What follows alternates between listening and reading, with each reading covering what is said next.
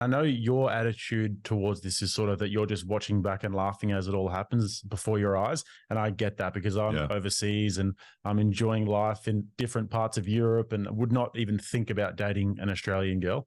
Um, but I've still got that part of me that wants to fight for the West, even though it might be too far gone. And I've got that part of me that wants to just embrace the ideas of Christianity and the nuclear family and wants to embody what I want to see in the world. But when you're Mm. watching a train wreck happen before your eyes, sometimes I feel like there's no point standing in front of the train going, no, I'll stop you because there's not much you can do about it.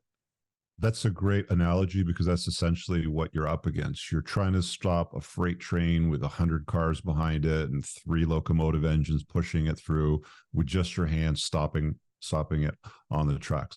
That's the size of the problem that we're up against. Sure, I'd love to see the return of the nuclear family, femininity, masculinity, conventional femininity, women being a complement to a man's life, a man providing, a man having, authority over his household, with the responsibility to it. The conventional things that made my grandfather, my great grandfathers, like down, through those paths that, allowed me to exist today. But I don't think that we're going to return to that time anytime soon. There's a cultural shift that's, again, it's trying to pussify and weaken and soften the Western male. It's trying to tell women to become more like men. Again, put off having families, put off having children, go climb the corporate ladder, get degrees, frame them in mahogany, put them on the wall, get promoted.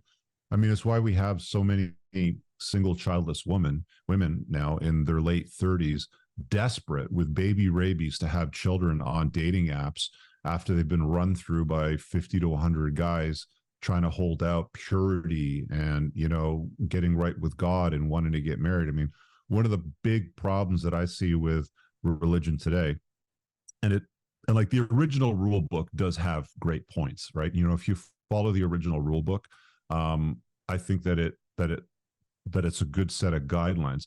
The problem is today is that most churches and most religions are basically beta factories, right?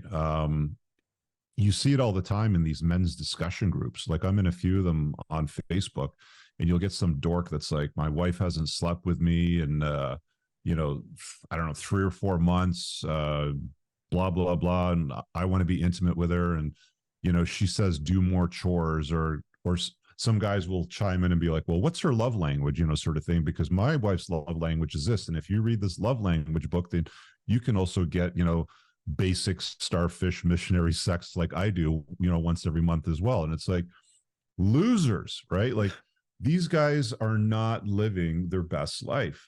And to some degree, it's not really their fault.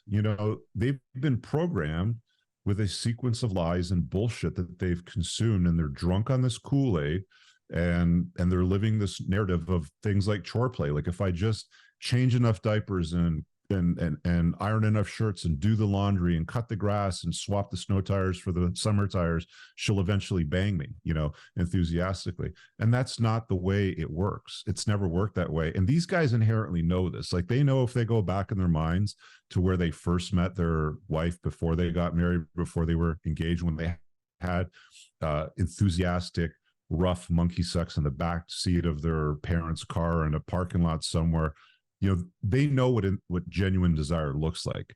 But through a process of betatization, through 1,000 concessions, which usually starts with something like, don't brush your teeth over there, you're going to get it on the carpet, put the black socks in the black hamper and the white socks in the white hamper. Like they go through this sequence of yes, yes, yes, yes, yes, honey, to everything.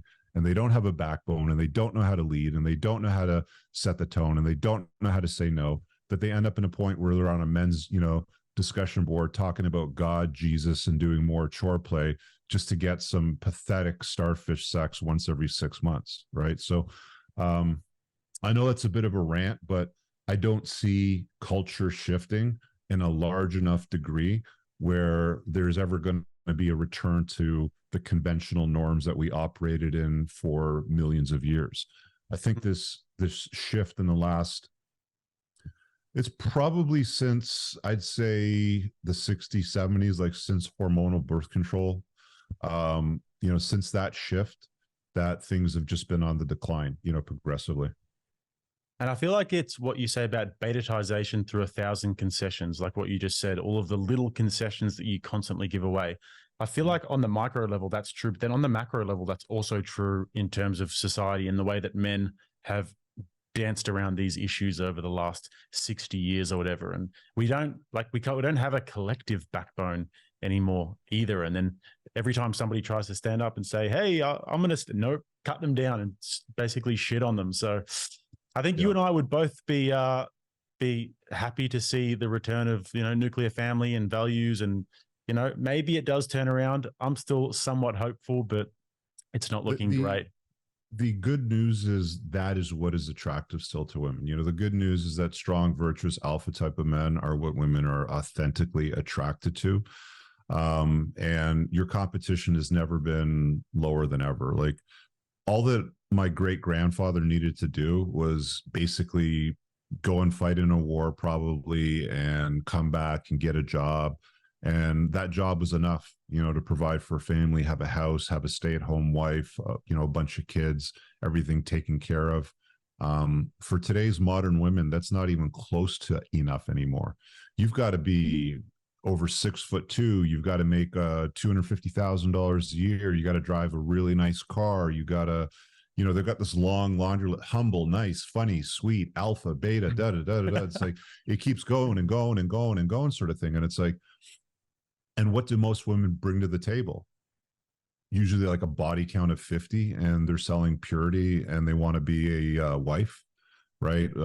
In many cases, they're bringing some other dude's kids, sometimes from multiple fathers, right? Like today's modern women, generally speaking, and, you sort of alluded to this, mentioning that you rarely date women from Australia. And I get it, because women in Eastern Europe are far more feminine. They're more conventional. They're more conservative. They're more willing to enter the frame of a strong masculine man. So there is some beacon of hope. That's why I'm more, along the lines of just enjoy the decline. Look at the game, understand the rules, play within it, and optimize yourself as best as you can. Because you can still have a great life as a guy today. You can still, if you want to have children, you can still do that. If you want to have a girlfriend, if you want to, take on the risk of marriage, you can do all of those things if you like. And if you do it right, and you're a strong enough guy that's done the work on themselves, you'll stand out from the crowd easily, very, very easily, because the competition has never been weaker than what it is today. I really hope you guys enjoyed that clip. If you want to watch the full-length podcast, you can find that over here, that clip's from. If you're newer to the channel, make sure you hit subscribe over here, and pin down below in the top comment, you'll find a bunch of useful links to my website, my supplement line, books, and a bunch of other stuff. Have an amazing day. Peace out.